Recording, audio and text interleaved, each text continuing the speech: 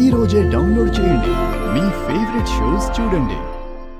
అమ్మా, అందరూ ఒకసారి బయటికి రండి.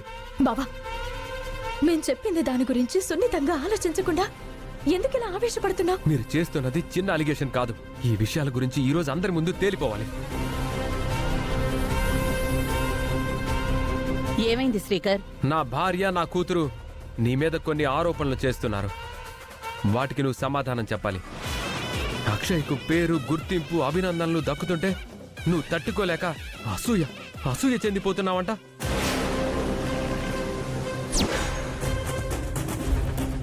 ఈరోజు సన్మాన సభలో అక్షయ పిచ్చిగా ప్రవర్తించడం కోసం నిహారిక అక్కల మాట విని నువ్వు పసరు మందుని అక్షయ్తో తినిపించాలనుకున్నావంట. రాత్రి నీ దగ్గర పసరు మందు ఉండడం గమనించి అవని మార్చేసిందంట. ఏమ్మా, పసరమందు మార్చాలని అంటున్నావు కదా, అయితే అసలైన పసరమందు ఎక్కడుందో తీసుకుంటామ్మా. ఆ తర్వాత మిగిలిన విషయాలు మాట్లాడుకుందాం. తప్పు నిర్ధారణ అయితే గనక నేను ఎవ్వరిని విడిచిపెట్టను.